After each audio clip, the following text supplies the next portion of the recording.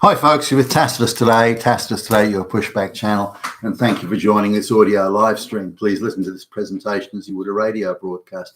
In this essay, I'd like to talk about the race, gender, sexuality, hustling issue of going out looking for trouble. We want trouble. We want confrontation. We want to be victims.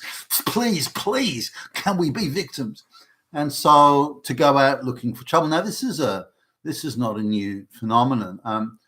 Something that many people have probably heard of, the baker in Colorado, the guy who bakes cakes and bread and so on. And he's just an ordinary suburban baker, no great shakes. I mean, no big deal, but he's a Christian and, as I understand it, at least quite devout.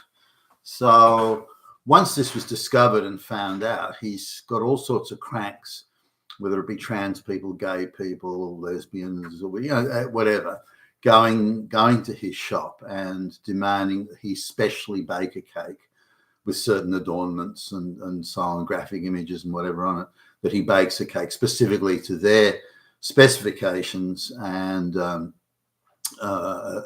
when he refuses to do this on the basis of his religious beliefs, these people are able to claim to be victims, and then they're able to find a lot of money to go and chase this guy legally and to try and crush him.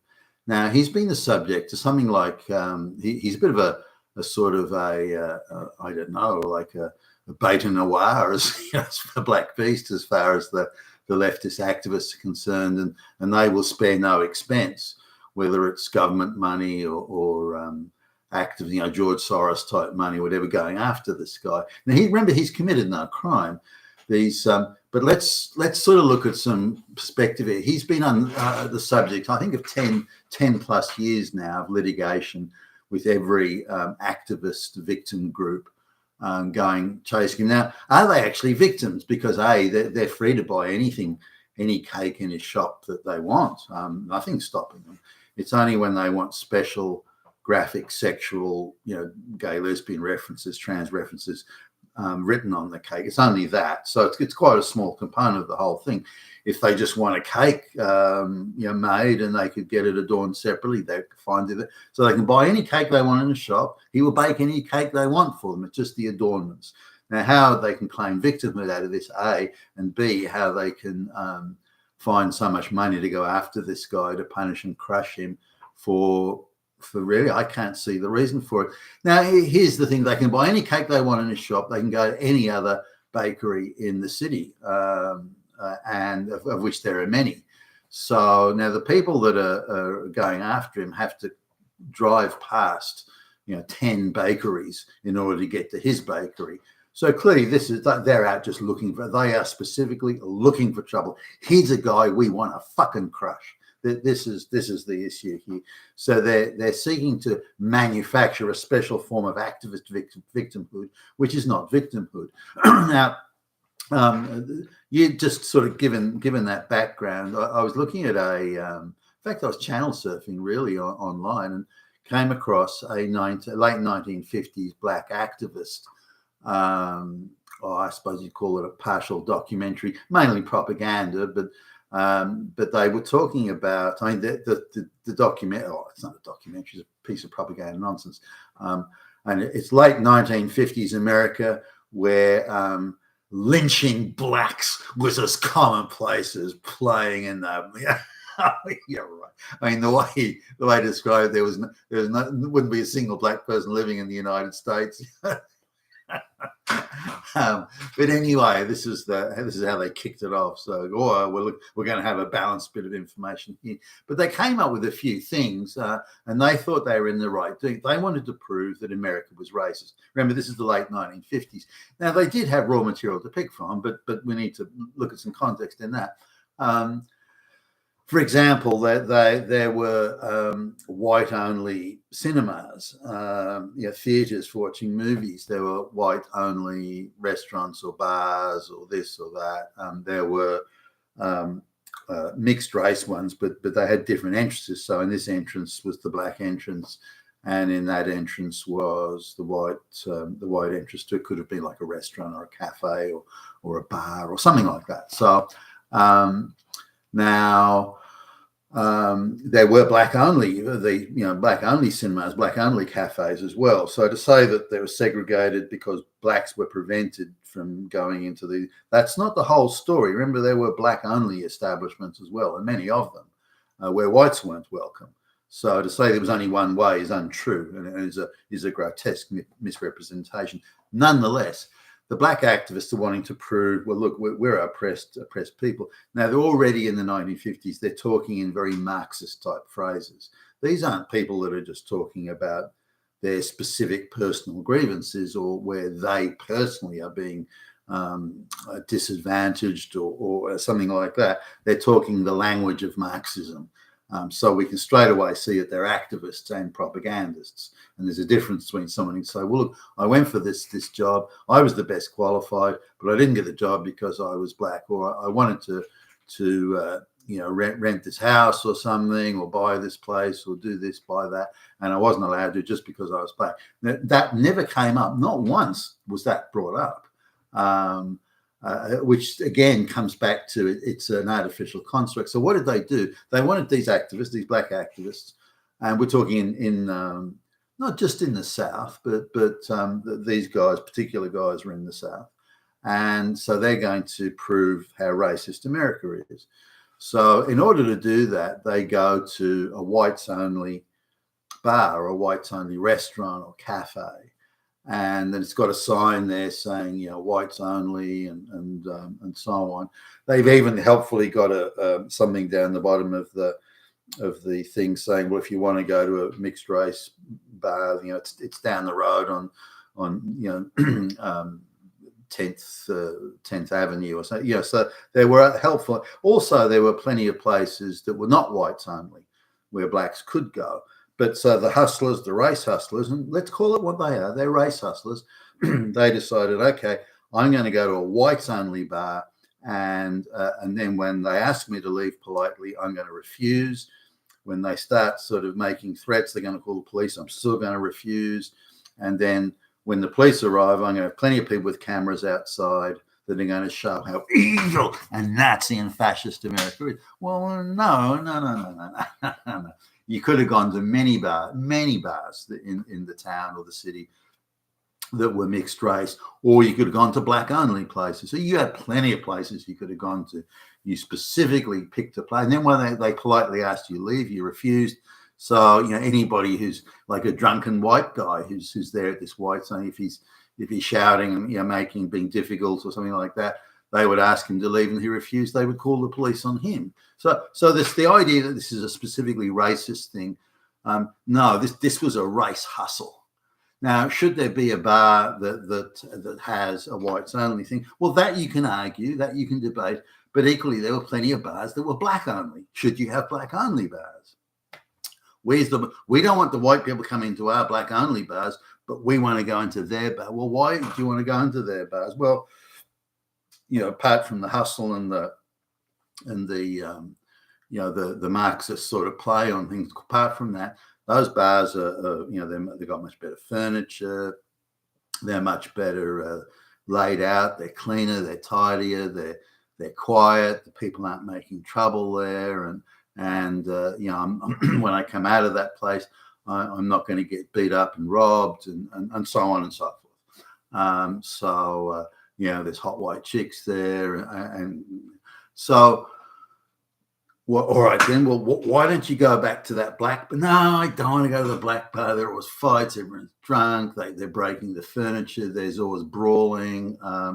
There's, when there are these brawls and they're stabbing each other and shooting each other, the police don't bother coming because it's blacks killing each other.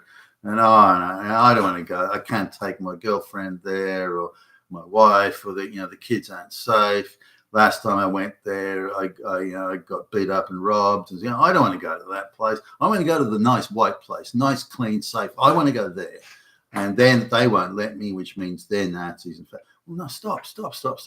Well, why don't you do something about that black bar? Well, why don't you make that black bar a nice bar with it? The owners won't invest money in furniture because it's always getting busted up. And well, fine, but fix that. If what you want is the nice shiny and new stuff the white people have, you do something about your place. Make that a nice place. I mean, what's wrong with that?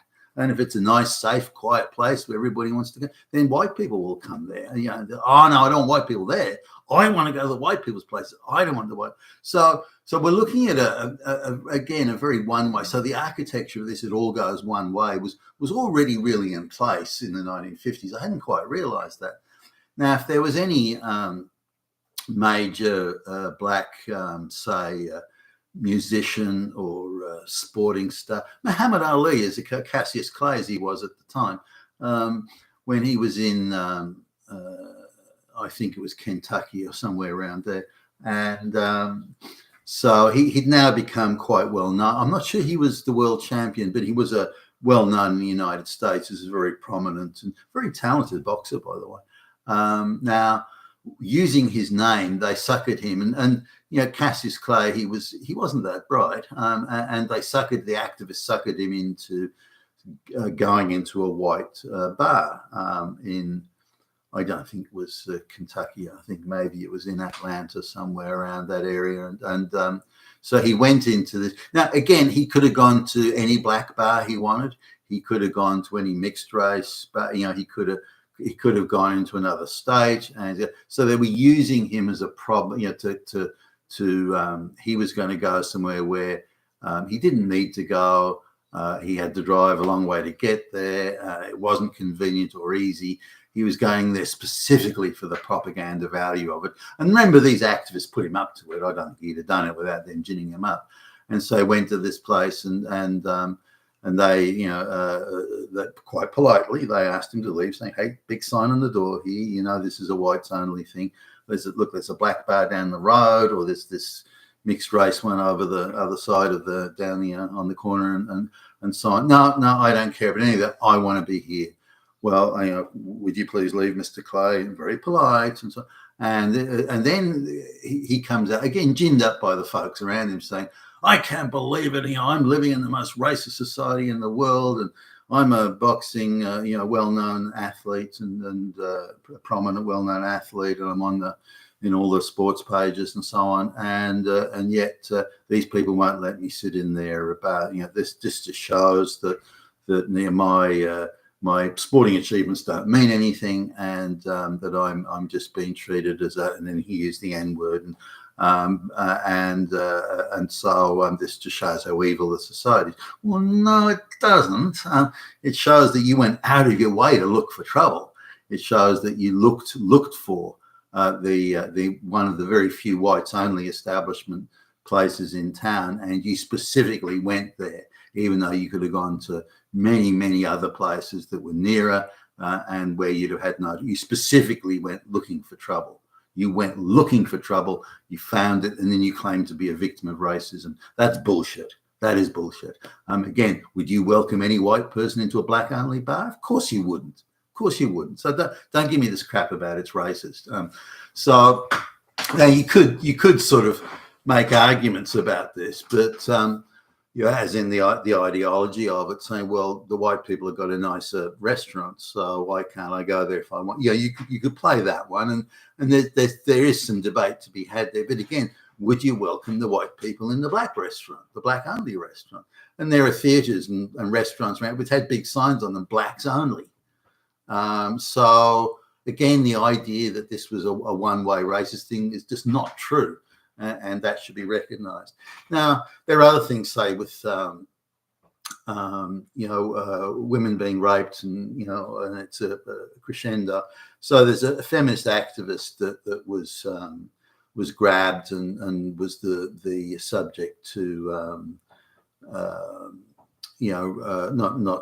she's a white lady. She's I don't know if she's straight or not, but anyway, she was allegedly, someone grabbed her ass and was making comments to her of a sexual nature and so on. So she's claiming victimhood. Women can't go anywhere and so on and so on.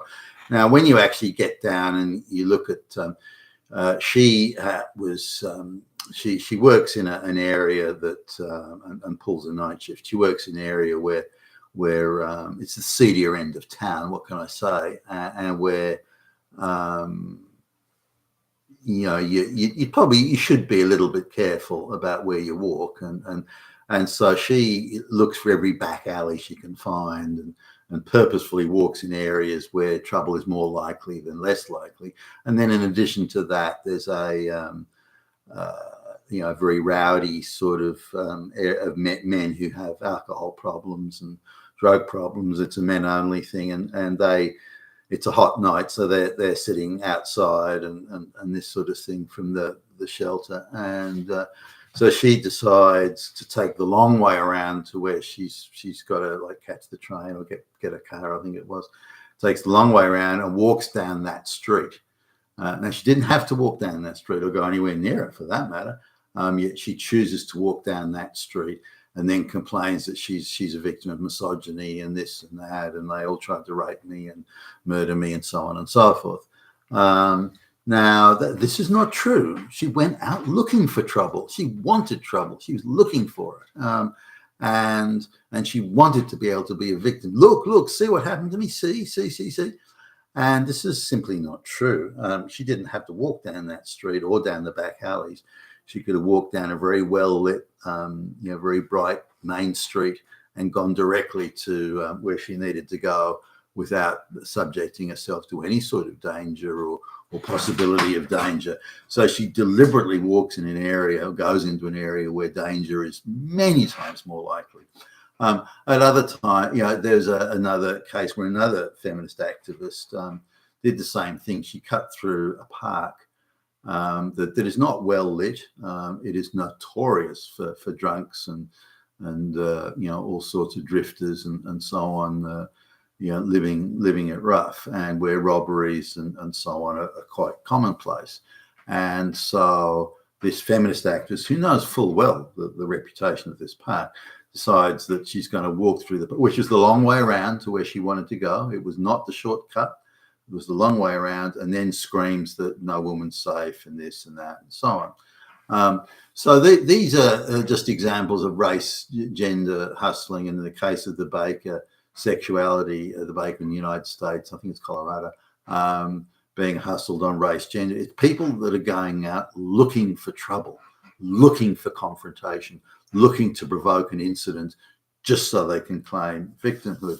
There was another recent case in the US where a trans person, a very large male, with a full 5 o'clock shadow and looking, I mean, it didn't look feminine at all, claiming to be trans, that she identified, is it the man? No, it's a man identifying as a woman. So claiming to be claiming to be a woman, and then going to an outer suburban bar in this city, which is notorious for sort of roughnecks and bikers and I don't know, people generally of vulgar disposition, and going to this place and waiting till there was a queue at the toilets. It's not a huge bar. Waiting for there's a queue for the toilets and then joining the queue. Now, because of the rowdiness and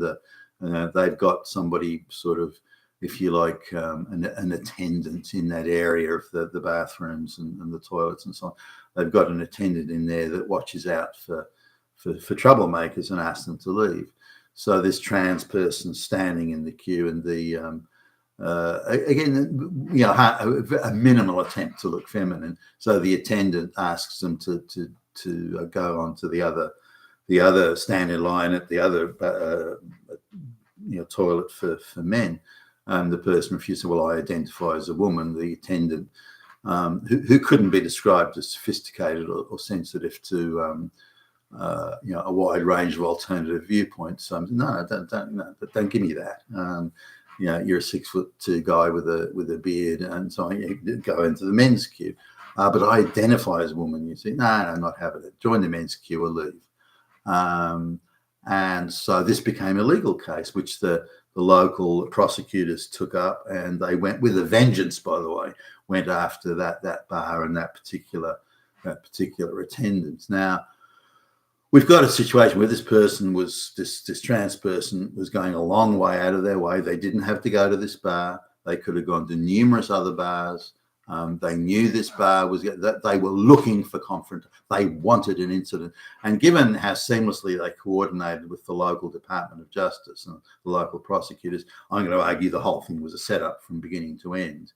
And these unwitting, fairly simple, basic sort of white people were just suckered in here, and they just became the convenient victims that their heads could be metaphorically stuck on a pole and put out on the city gates. This was what it was. There was nothing natural or organic about this at all. The whole thing was premeditated, as indeed were all these other things. Now, I could go on forever, but we've got a situation where in the Western world, again, paid for by the globalists, organised, ginned up and orchestrated by the globalists, where there's a vast network of activists that are out looking for we want trouble. Does somebody know about a shopkeeper that's a devout Christian? You do. Oh, where are they? Oh, they're okay. Well, let's do that. Let's go and get them. Let's set it up. So the whole thing becomes a setup. It's entrapment.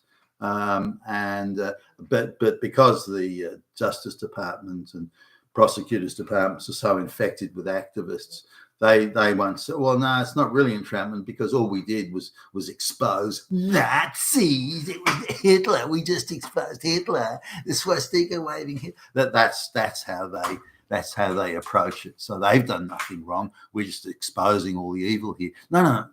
What's being exposed here is you're out looking for trouble, and you're getting innocent people who committed no crime, and then you're organising a whole set-piece manoeuvre for entrapment. That's what's happening, and that should be prosecuted.